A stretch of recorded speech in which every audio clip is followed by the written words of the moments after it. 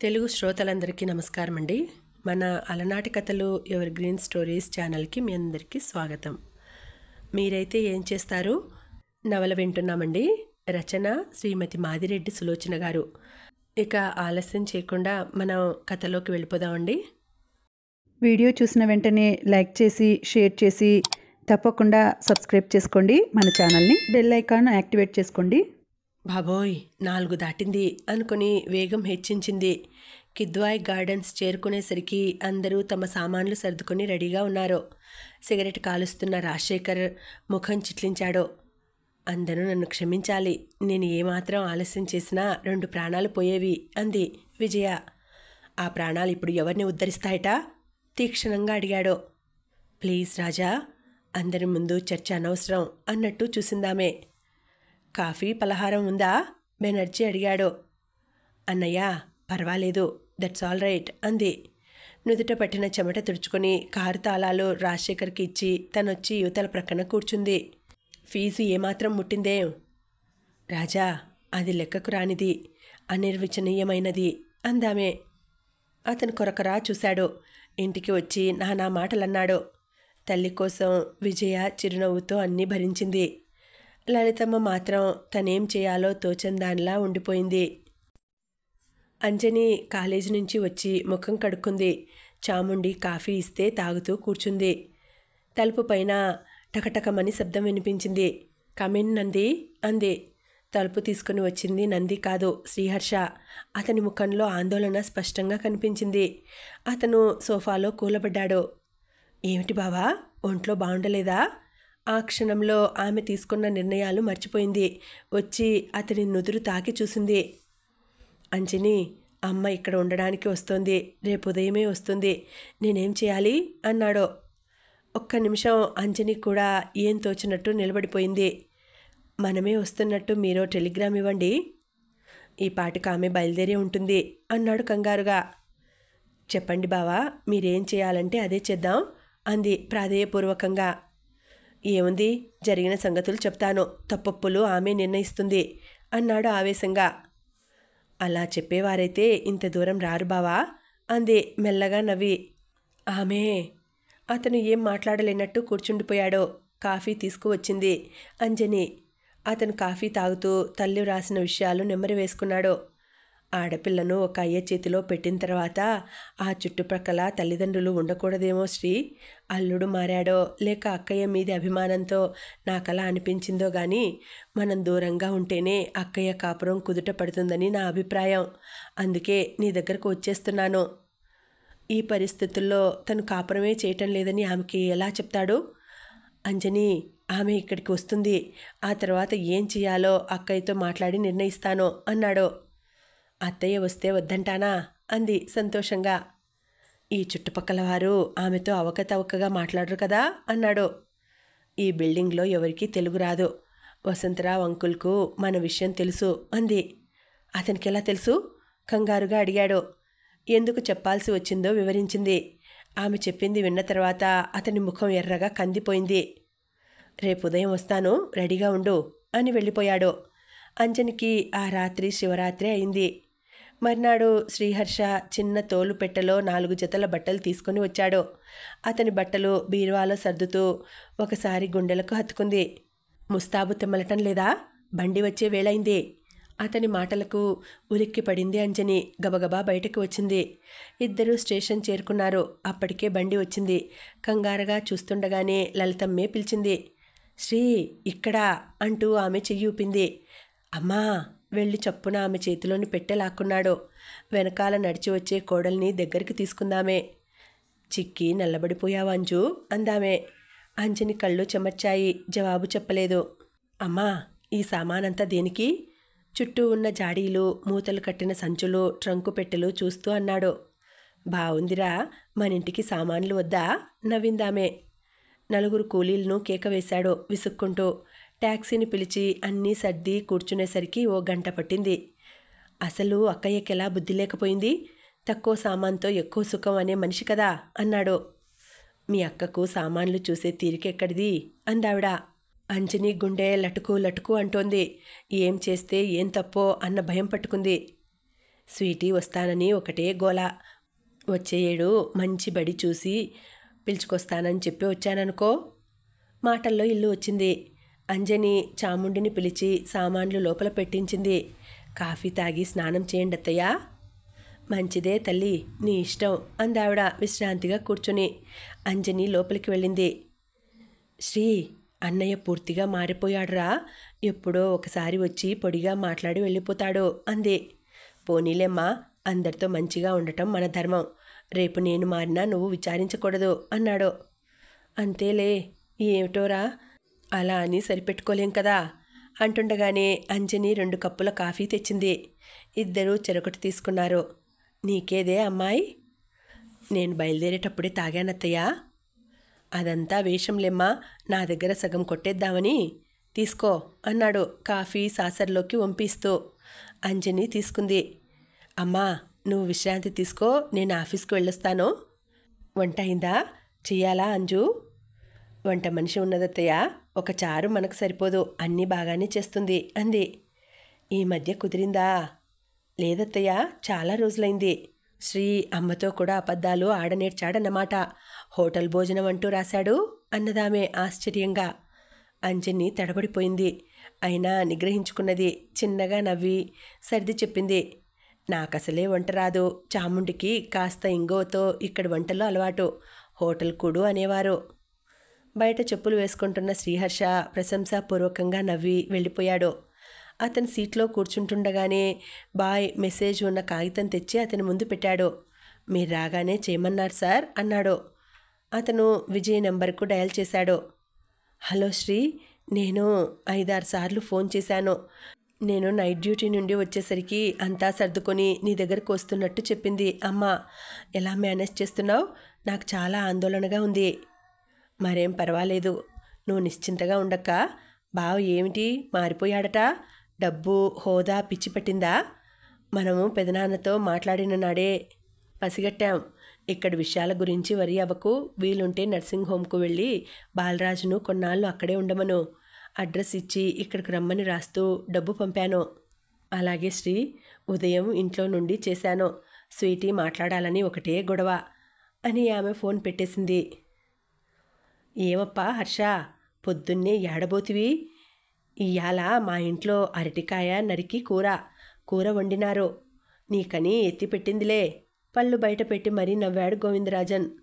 మీ ఆవిడ ఎత్తిపెట్టిన కూరను నేను మేస్తాను గాని వెళ్ళండి. కాస్త విసుక్కున్నాడు. ఆ ఆఫీస్లో గోవిందరాజన్ అన్నా సారు అందరికీ పాపులరే. హైదరాబాద్లో బాంబే బేకరీ టీలా, విజయవాడ బాబాయ్ హోటల్ ఇడ్లీలా, కలకత్తాలో రసగుల్లాలా, ఢిల్లీలో సర్దార్జీ ఫిష్ స్టాల్లా. గోవిందరాజన్ అనగానే అందరూ అన్నా సారు అని అవహేళన చేస్తారు. పొదుపు మంచిదే కానీ ఏదైనా అతి మంచి పనికిరాదు. వ్యక్తిగత జీవితం సాంఘిక జీవితాన్ని దెబ్బతీస్తుంది. అతన్ని ఎవరూ చేరనియరు. పైగా టీ తాగుతుంటే వెళ్తాడు. వాళ్ళావిడ ఆరోగ్య సూత్రాలు పాటిస్తుంది. అన్నా సారు తప్ప మరేం అతని ఒంటికి పడవు. టీ ఇవ్వదు. ఆ ఇల్లాల్ని ఇడుముల పాలు చేయొద్దు అంటారు కొలీగ్స్. అతనికి కాస్త గౌరవం ఇచ్చి అతని బలహీనత అర్థం చేసుకున్న వ్యక్తి ఒక్క శ్రీహర్షే. అతను విసుక్కునేసరికి గోవిందరాజన్ ముఖం చిన్నపోయింది. అంత కోపమేలప్పా, ఏదో సంబరంలో అంటిని. నేను వింటిని కదా, చాలా పని ఉందన్నాను. కోపం తాపం ఏం లేదు గోవిందరాజన్ గారు. నేను 4 రోజులు మన బాస్ ఇంటి ప్రక్కన బంధువుల దగ్గరుంటాను. ఇంటికి రాలేదని మీరేం కంగారు పడవద్దు. అట్లనా?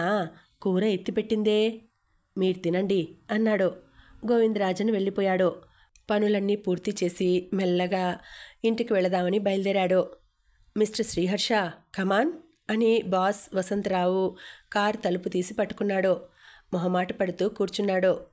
ఓ కప్పు వేడి కాఫీ తాగిపోదాం అన్నాడు ఇంగ్లీష్లో. Thank you sir. అతను మద్రాస్ హోటల్ ముందాపి దిగాడు. హర్ష అతన్ని అనుసరించాడు. ఇద్దరు వెళ్ళి కూర్చున్నారు. అతను కాఫీకి ఆర్డర్ చేశాడు.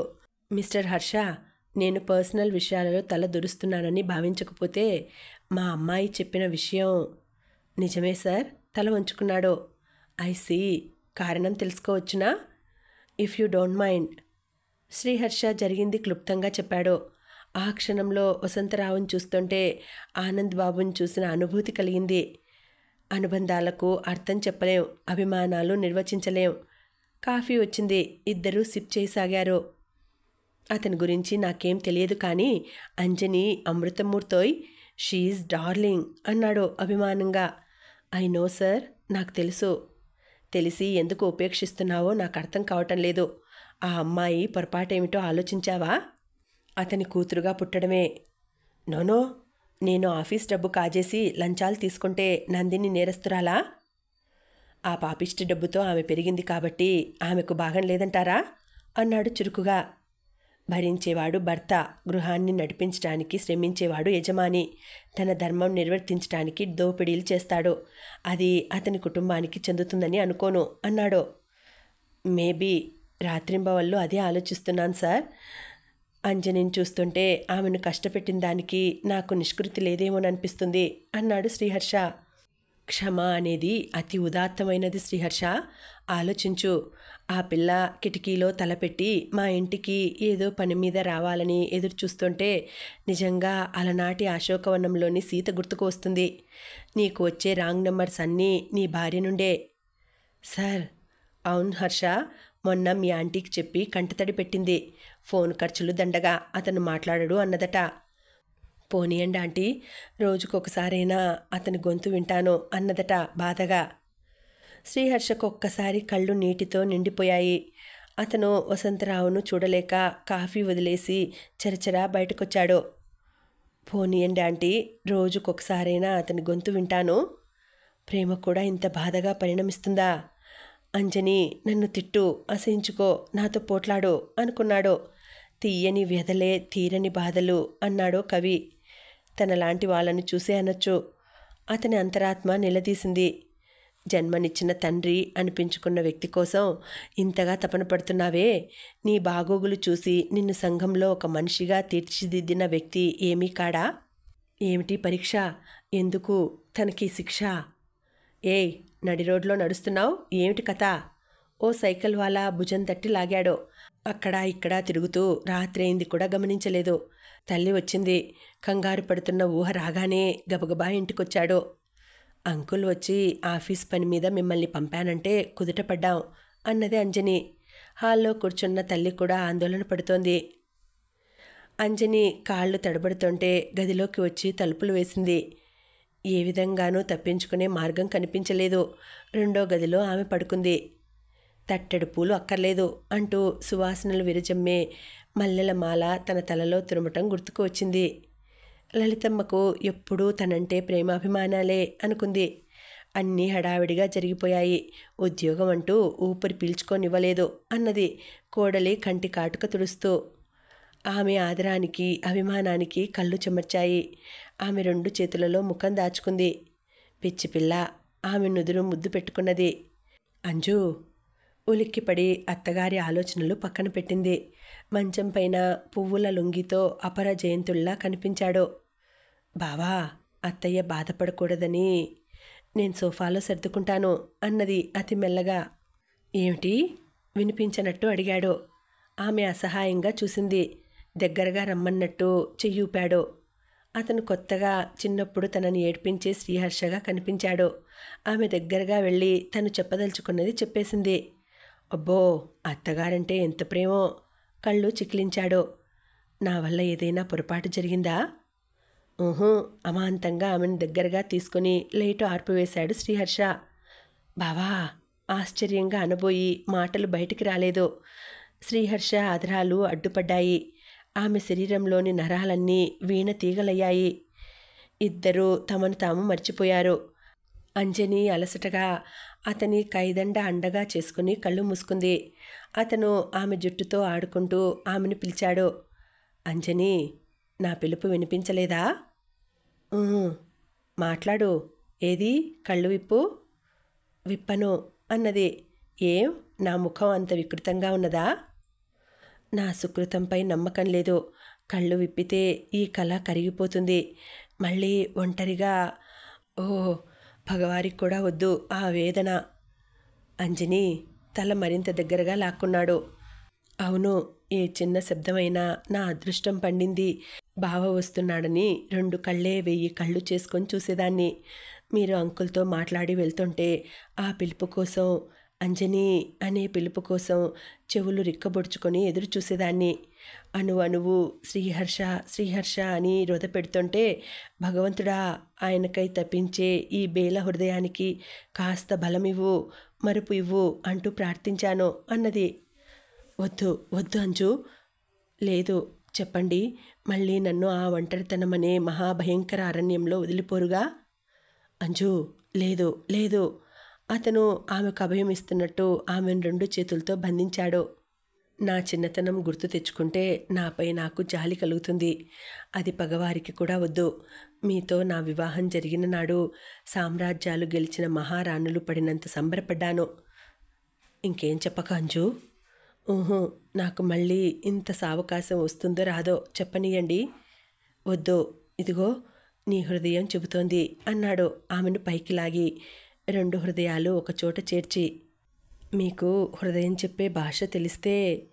ఆమె కళ్ళు నిండుకున్నాయి. మాట పిగిలి రాలేదు.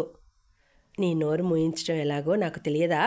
ఆమె అధరాలను తన పెదాలతో అదిమిపట్టాడు. అంజని అతని మెడ దగ్గర కితకితలు పెట్టింది. అంతే, బంధం సడిలి అతడు పెద్దగా నవ్వుతూ ప్రక్క మీద ఒరిగిపోయాడు. షో, అత్తయ్య ఉన్నారు అవతల. చటుక్కున అతని నోరు మూసింది. ఆమె చేతులపై తన చేతులు ఆంచి ఆమె చెదిరిన జుట్టు, కరిగిన కాటుక వంక చూశాడు. ఏమిటి అన్నది. అతను జవాబుగా ఆమె తల వంచి కళ్ళ మీద ముద్దు పెట్టుకుని వదిలేశాడు. ఈసారి ఆమె పకపక నవ్వింది. ఏమిటా నవ్వు? ఉండండి అని లేచి వెళ్ళి చిన్న అద్దం తీసుకువచ్చి అతని పెదవుల నిండా కాటుక, బుగ్గల నిండా కుంకుమ అంటింది. వసంతోత్సవం నుండి తప్పించుకొని వచ్చినట్టున్నాడు. దూరం నుండి చినుకులు పడినట్టున్నాయి. అతను నవ్వుతూ అదంతా ఆమె బుగ్గలకు పులమాలని చూశాడు. తన పమిటితో శ్రద్ధగా తుడిచింది అంజని. మళ్ళీ ఇద్దరూ నిద్రలోకి జారిపోయారు. ఉదయం లేవాలని కళ్ళు విప్పింది. ప్రక్కంతా ఖాళీగానే ఉంది. ఇద్దరికీ కలిపి సగం మంచం చాలు అనిపించింది. ఆ మాటే భర్తను లేపి చెప్పింది. సగం మంచం చాలా? నేను ఇంకో మంచం చేయించాలనుకుంటే. ఇంకోటా? అదెందుకు? ఆమె ఆశ్చర్యంగా చూసింది. మన పిల్లలకి కావద్దు, ఈ మంచంలో ఇద్దరే పడుకోగలరు, మరో 2 వస్తే అన్నాడు అల్లరిగా. మీకు 4 పిల్లలు కావాలా? ప్రభుత్వం పరిధి గీసిందని 4, కనీసం 9 మందైనా ఉంటే ఇల్లు కలకల్లాడుతుంది అన్నాడు. బాపురే, అదిరిపడ్డట్టు చూసిందామే. అంజు, పిల్లలు దైవ సమానులు. ఏ కల్మషం లేని వారితో ఆడుకుంటుంటే ఎంత హాయి, ఎంత నిశ్చింత అంటూ పరవశంగా కళ్ళు మూసుకున్నాడు. అమ్మో, నేను మాత్రం 2 కంటే ఎక్కువైతే పెంచలేను అన్నది. ఆయాలను పెడతానులే అన్నాడు. ఆమె నవ్వుకొని లేచి వచ్చింది. అప్పటికే లేచిన లలితమ్మ కాఫీ ఫిల్టర్లో పోస్తోంది. ఆ రోజంతా అంజని గాలిలో తేలిపోయింది. భర్త వెంట వెళ్ళి చాముండేశ్వరి ఆలయం చూసి వచ్చింది. బజారు వెళ్ళి అతనికిష్టమైన రంగుల 2 మైసూర్ క్రేప్ చీరలు కొన్నది. రోజులు నిమిషాల్లా దొర్లిపోయాయి. వారం రోజులు గడిచాయి. ఆమెకు భర్త తోడిదే లోకం అన్నట్టుంది. బయట ఒక ప్రపంచం ఉన్నదని పూర్తిగా మర్చిపోయింది. తనకే మగడున్నట్టు. నందిని మూతి 30 వంకర్లు తిప్పింది. ఆ రోజు ఇద్దరూ సినిమాకెళ్లారు. సంతోష్ థియేటర్లో ఎప్పుడూ రష్గా ఉంటుంది. టిక్కెట్లు దొరకలేదు. ఇంటికెళ్ళి ఏం చేస్తాం? దగ్గరగా పార్క్ ఉంది, అక్కడ కూర్చుందాం అన్నాడు శ్రీహర్ష. అలాగే. అతని చెయ్యి పట్టుకుని పార్కులోకి వెళ్ళింది. ఇద్దరూ కబుర్లు చెప్పుకున్నారు. తను అడగాలన్న విషయం ఆమె మర్చిపోయింది. తను చెప్పాలన్న విషయం అతను మర్చిపోయాడు. ఇద్దరూ ఇంటికి వచ్చారు. ఏమిట్రా అప్పుడే వచ్చారు అని అడిగింది లలితమ్మ. సినిమాకు టికెట్లు దొరకలేదమ్మా అన్నాడు.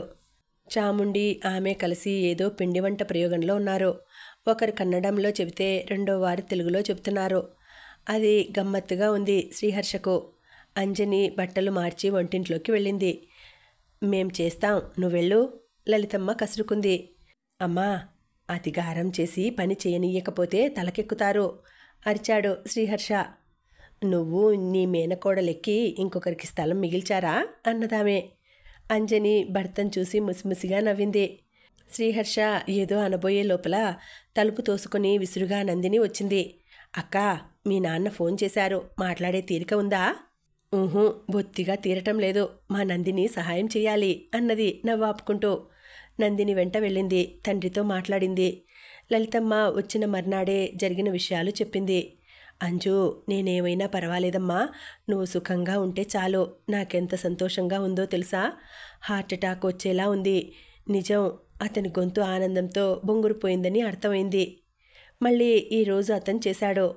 నాన్నా, నేను అంజుని అన్నది తన సంతోషమంతా గొంతులో ధ్వనింపచేస్తూ. అమ్మా, ఎన్నాళ్ళ నుండో ప్రపంచయాత్ర చేయాలనుకున్నాను. ఎప్పటికప్పుడు వాయిదా పడుతూ వచ్చింది. రేపు 15వ తారీఖున వెళదామనుకుంటున్నాను. హర్ష నా పట్ల విముఖంగా ఉన్నా నువ్వేం బాధపడకు. కాలమే అన్ని గాయాలను మాన్పుతుంది. వింటున్నావా అంజు? వింటున్నాను నాన్నా అన్నది. ఆమెకు దుఃఖం తన్నుకు వస్తోంది. అత్తగారితో పాటు 4 రోజులు తండ్రిని ఉంచుకుంటే ఎంత తృప్తిగా ఉండేది. నువ్వు రావద్దు. నేనే రేపు వచ్చి హర్ష లేనప్పుడు కలిసి వెళ్ళిపోతాను. అంజు, ఏడుస్తున్నావు కదూ? వద్దమ్మా, నీ నవ్వులో నాకు శాంతి సౌఖ్యాలు దొరుకుతాయి అన్నాడు. అతను ఏడుస్తున్నాడని అతని గొంతే చెబుతోంది. నాన్నా, ఎందుకు మీకు ఈ శాపం అన్నది. లేదమ్మా, నీ హృదయంలో ఈ నాన్న కోసం కాస్తంత అభిమానం, ప్రేమ ఉన్నాయనుకుంటే చచ్చిపోయినా పర్వాలేదు అన్నాడాయన. ఫోన్ పెట్టేసి కళ్ళు తుడుచుకుంటూ వచ్చింది. శ్రీహర్ష గంభీరంగా ఏమిటన్నట్టు చూశాడు. నాన్నగారు వరల్డ్ టూర్కు వెళ్తున్నారు అంది అతి మెల్లగా. అతను తల పంకించాడు. ఆ రోజు ఇద్దరూ గంభీరంగా ఉండిపోయారు. అంజని గోడవైపు తిరిగి బోర్లా పడుకుంది. శ్రీహర్ష కాసేపు అటు ఇటు దొర్లి మెల్లగా ఆమె వైపు జరిగాడు. మెడను చుంబించాడు. అంజు, నన్ను క్షమించు అన్నాడు. మీరేం చేశారు? ఆయనే దురదృష్టవంతుడు. నిష్ఠూరమా? నిజమే అంటున్నాను. ఆయన్ని ఎవరూ అర్థం చేసుకోలేదు అన్నది ఇటు తిరిగి. అతను ఆమె పెదవులను గట్టిగా అద్ది 2 చేతులతో బంధించి దగ్గరగా తీసుకున్నాడు. ఆమెకు ఆ క్షణంలో ఎవరిదో ఆసరా కావాలనిపించింది. అతని హృదయంలో తల దాచుకుంది. అతని చేతులు మృదువుగా మెల్లగా ఆమె వీపును మీటుతుంటే కళ్ళు మూసుకుంది. తండ్రిని సాగనింపి వచ్చిన అంజని మనసు చాలా ఆనందంగా ఉన్నది. అత్తగారికి సర్ది చెప్పింది. అనుకోకుండా ప్రయాణం పెట్టుకున్నారట అన్నది. ఏమిటోనే అమ్మాయి, అన్నయ్య మారిపోయాడు. నన్ను చూడకుండా ఎన్నడైనా ఇన్నాళ్ళున్నాడా అన్నది కాస్త నిష్ఠూరంగా. అంజని మాటలు రానట్టుండిపోయింది. ఇంతలో బయట తలుపు తట్టిన శబ్దం అయింది. ఇదే శ్రీహర్షమనే అంటూ సగం కన్నడంలో సగం తెలుగులో చెబుతున్నారెవరో. ఎవరై ఉంటారు అనుకుంటూ తలుపు తీసింది. ఆగంతకుడిని చూసి పక్కలో బాంబు పేలినంతగా ఉలిక్కిపడింది అంజని. ఆగంతకుడి చేతిలోని పెట్టె క్రింద పెట్టి ముందుకు వెళ్ళి అమ్మా అంటూ లలితమ్మ కాళ్ళపై పడిపోయాడు. ఎవరు? ఎవరమ్మా? కోడలి వంక చూసింది. అతను అనబోయింది. నోట మాట రాలేదు. ఈ బాలరాజు మళ్ళీ ఎందుకు దాపరించినట్టు? సర్పద్రష్టలా శిలలా నిలబడిపోయింది. గుమ్మాని కవతల నిలబడిన గోవిందరాజన్ను ఆహ్వానించాలన్న సంగతి కూడా మర్చిపోయిందామే. అమ్మా, నేనమ్మా బాలయ్యని. అప్పటికి లలితమ్మ అతన్ని పరీక్షగా చూసింది. మధుర స్మృతుల నుండి మరుగుపడిన జ్ఞాపకాలు బయటపడ్డాయి. ఆమె మానసం ఎగిరి కొన్నేళ్ల వెనక్కు వెళ్ళింది. నువ్వా బాలరాజు? ఆమెకు అసంకల్పిత ప్రతీకార చర్యల కళ్ళమ్మట నీరుబికింది. నేనమ్మా, నేనే. ఆమె పాదాల దగ్గర కూర్చుని ఈసారి తాపీగా అంజని వంక చూశాడు. ఆమె చూపులకే కరిగిపోయే స్థితిని దాటాడు బాలరాజు. తన చూపులకే శక్తి ఉంటే అంజనిని భస్మం చేద్దామని ప్రయత్నం చేస్తున్నాడు. అంత తీక్షణంగా ఉన్నాయా చూపులు? లలితమ్మ కళ్ళు ఒత్తుకుని అతన్ని కుశలం అడిగింది. జైలు నుండి ఎప్పుడొచ్చావు బాలయ్య? అదేం మాటమ్మా, బాబు మీకేం చెప్పలేదా? అతను ఆశ్చర్యంగా చూశాడు. ఏ బాబు? ఆమె అంతకంటే ఆశ్చర్యపోయింది. హర్ష బాబు. నేను జైలు నుండి వస్తూనే బాబుని కలిశాను. నాకు జబ్బు చేస్తే ఆసుపత్రిలో ఉంచాడు. సమయం చూసి నా విషయం మీతో చెబుతానన్నారమ్మా అన్నాడు. పిచ్చి తండ్రి, పాత సంగతులు గుర్తు చేసుకుంటాననుకున్నాడో ఏమో. బాబుకు వివాహమైంది. అదిగో కోడలు. అంజు, ఇలా రామ్మా. మీరెవరు బాబు? అప్పుడు ఆరా వచ్చింది గుమ్మం అవతల నిలబడిన వ్యక్తి గురించి. నాను గోవిందరాజన్. అంతకంటే ఏం చెప్పాలో తెలియక వచ్చి సోఫాలో కూర్చున్నాడు. అమ్మా, ఆ పిల్ల కోడలు కాదు, కొరివి. బాలయ్య. అవునమ్మా, బాబుకు ఆ పిల్ల మీద ఇంత మోజని తెలిస్తే ఆ పిల్లనే చంపి మరోసారి జైలుకు పోదును అన్నాడు నిప్పులు కురిసే కళ్ళతో చూస్తూ. అంజని ముఖం చూస్తుంటే అతనిలో గడ్డకట్టిన కాఠిన్యం కరిగిపోసాగింది. వెంటనే 20 సంవత్సరాలు నిరర్థకంగా గడిపిన జీవితం గుర్తుకు వచ్చింది. నన్నేం చేయమంటావయ్యా? ఇదో జనారణ్యం, ఒంటరి ఆడది ఎట్లుంటది? నా బతుకు కుక్కలు చింపిన ఇస్తరాకు అవుతుందని మారుమను వాడినా అన్న తన భార్య మాటలు గుర్తుకొచ్చినాయి. అవునమ్మా, ఆనంద్ బాబును పొట్టన పెట్టుకున్న దుర్మార్గులలో ఒకడు ఆ కోటేశ్వరరావు. జైలు నుండి రాగానే వాడి పని పడదామనుకున్నాను. కానీ వాడలా ఒక్కసారి చావడానికి వీల్లేదు. కుమిలి కుమిలి చావాలి. పల్లనడుమ నాలుక నలిగిపోతుందేమో అన్నంత కోపంగా అన్నాడు. ఏమిటి? ఏమన్నావు? బాలయ్య, నువ్వు చెప్పింది.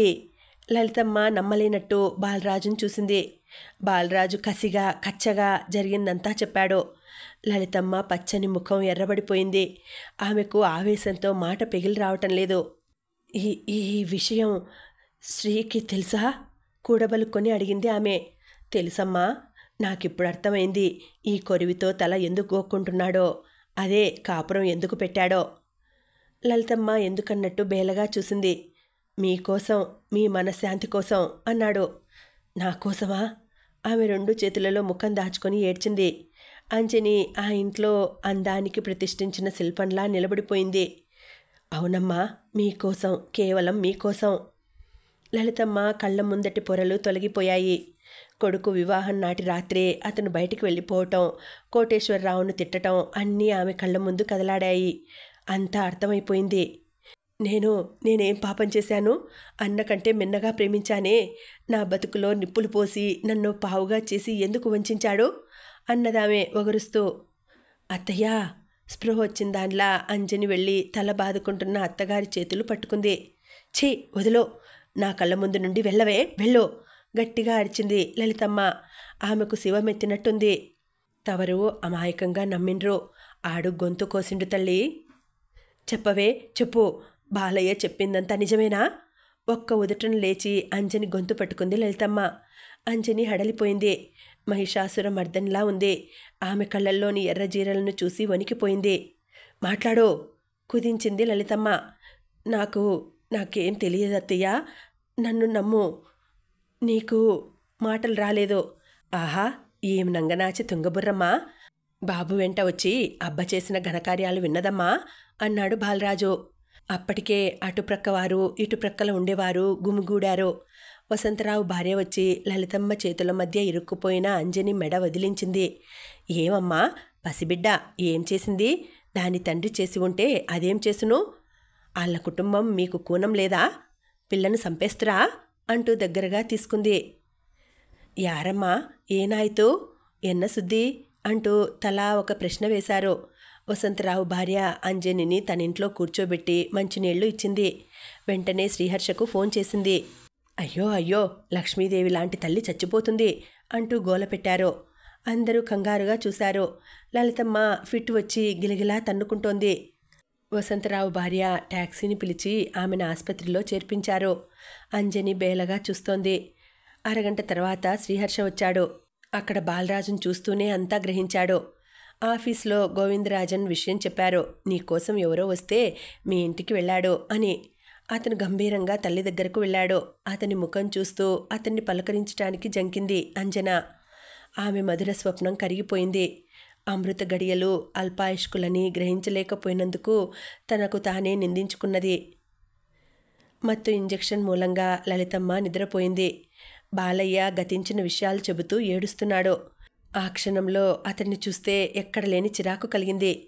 బాలరాజు, కాసేపు నోరు మూసుకో కసురుకున్నాడు. అచ్చు ఆనంద్ బాబే, ఆ అయ్యా ఇంతే. కాస్త గొంతు పెంచి ఏడవటం మొదలుపెట్టాడు. బాలయ్య, నాన్నను వాళ్ళు చంపారో లేదో గాని నీ మూర్ఖత్వంతో అమ్మని చంపేలా ఉన్నావు. కాసేపు నోరు మూసుకో అని అరిచాడు శ్రీహర్ష. అంజని అత్తగారి మంచానికి దూరంగా నిలబడి జరిగేదంతా చూస్తోంది. ఆమెకు శ్రీహర్షని చూస్తే జాలి వేస్తుంది.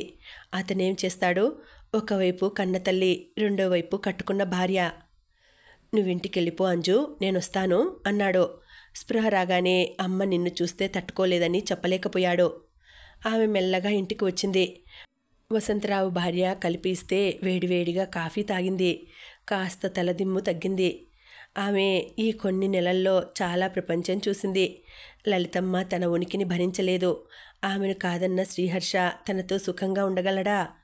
లేడు. అందుకే తనే ఏదో ఓ నిర్ణయం తీసుకుని అతనికి విముక్తి ప్రసాదించాలి. అవును, అంతే. ఎవరికీ మనశ్శాంతి లేని కలయిక ఎందుకు? అంజని ఇంట్లోకి వచ్చింది. మిస్సెస్ వసంతరావు భయంగా చూసింది. ఒంటరిగా ఉంటే ఏదైనా అఘాయిత్యం చేస్తుందా ఈ అమ్మాయి అనుకుంది. ఆంటీ, అలాంటి అనుమానాలు పెట్టుకోకండి. మా నాన్న కోసం ఈ ప్రపంచంలో నిందలు నిష్ఠూరాలు తప్ప మరేం చవిచూడని ఆ అభాగ్యుడి కోసం బతుకుతాను అన్నది కళ్ళల్లో ఊరిన నీరు ఒత్తుకుని. ఆవిడ వెళ్ళిపోగానే వచ్చి బల్ల ముందు కూర్చుంది. కాగితం తీసింది. ఆమెకు ఈరోజు చేతులు వణకడం లేదు. ఎక్కడ లేని ధైర్యం వచ్చింది. తెగింపు కలిగింది. ప్రియమైన మీకు, జరుగుతున్న విషయాలు చూస్తుంటే విధిని నమ్మాలనిపించింది. ఇక్కడుండి నా హక్కుల కోసం పోరాడుతూ మీ తల్లి కొడుకుల మధ్య అడ్డుగోడగా నిలవాలని లేదు. మనం బతికే ఈ 4 రోజులు మనశ్శాంతిగా బ్రతకాలనుకోవటం నేరము కాదు, పాపము కాదు. అందుకే మీకు దూరంగా వెళ్ళిపోతున్నాను. ఈ దూరం శారీరకంగా మాత్రమే. ఈ కొద్ది రోజులు మీరు పంచి ఇచ్చిన జీవితం మధురమైనది. ఆ అనుభూతితో బ్రతకగలను. నాన్నగారి దురదృష్టం నాకు రాకూడదని ఆయన అనుకునేవారు. కానీ ఆయన ఆశ ఏది నెరవేరిందని ఇది నెరవేరటానికి? మీరు తిరిగి వివాహం చేసుకోవటానికి నేను అడ్డు నిలుస్తానని అనుకోవద్దు. మీకు ఎలాంటి అనుమతి పత్రం కావాలన్నా ఇస్తాను. అలాగే ఆ ఇల్లు మీదే. ఇంటిపైన అలక చూపితే లాభం లేదు. మీరు పెరిగినది అంతా ఆ డబ్బుతోనే. దెప్పాలని కాదు, ఉదాహరణకు చెప్తున్నాను. బావా, నా కోసం ఒక చిన్న పని చేయండి. అది మీకు సమ్మతం అయితేనే. సంవత్సరానికి ఒక్కరోజు, అదే మన పెళ్లి రోజు 1 గంట నాతో గడపండి. అత్యాశ కాదనుకుంటాను. స్నేహితుల కోసం, తెలిసిన వారి కోసం ఎన్నో చేస్తారు. అందులో మంచి స్నేహితులని మీకు పేరుంది. నాపై దెబ్బతీస్తున్న విధిగా పోరాడతాను. మీరు ఉండదలుచుకుంటే ఫ్లాట్లో ఉండండి. వద్దనుకుంటే అంకుల్తో చెప్పండి. ఇక ఉంటాను. క్రింద సంతకం పెడుతుంటే చేతులు వణికాయి, కళ్ళు చెమర్చాయి. అయినా గుండె నిబ్బరం చేసుకుని సామాన్లు చకచకా సర్దేసుకుంది. ఆమెకు తలపై నుండి పెద్ద బరువు దింపినట్లయింది. లలితమ్మ దగ్గర దాచిన రహస్యం కాపాడటం పెద్ద బాధ్యతగా పరిణమించింది. ఇప్పుడు ఆ భయం లేదు. తను నిర్భయంగా ఉండవచ్చు. ఏం చేస్తావంజు? వసంతరావు భార్య జాలిగా అడిగింది. ఆమెకు ఇంగ్లీష్ బాగా వచ్చు. అక్కడికి వెళ్ళి ఆలోచిస్తానాంటీ. సీటు ఇచ్చారంటే లాయే చదువుతాను అన్నది ధైర్యంగా. ఇక్కడ ఉండి పూర్తి చెయ్యమ్మా. వద్దాంటీ, కేవలం అత్తయ్య కంటపడకూడదని ఉన్నాను. నాన్న ఒంటరిగా బాధపడతారు. మాకు బంధువులు లేరు. మీరు బంధువుల కంటే ఎక్కువ ఆదరించారు. విసుగు పుట్టినప్పుడు మీ దగ్గరికే వస్తాను అన్నది కన్నీటితో. అక్కా, నందిని బావురుమన్నది. నీ పెళ్ళికి తప్పక వస్తాను నంది, తప్పక వస్తాను. భుజం తట్టి కళ్ళు ఒత్తుకుని వెళ్ళి ట్యాక్సీలో కూర్చుంది. క్షేమంగా చేరినట్టు ఉత్తరం రాయమ్మా. ఫోన్ చేస్తానాంటీ అన్న మాటకు కదిలినట్టు ట్యాక్సీ కదిలిపోయింది. అంజని మరోసారి కళ్ళు ఒత్తుకుంది. ఇంకా ఉందండి, కథ కొనసాగుతుంది. మళ్ళీ వచ్చే వీడియోలో తర్వాతి భాగం వినేద్దామండి. అంతవరకు సెలవు. నమస్తే.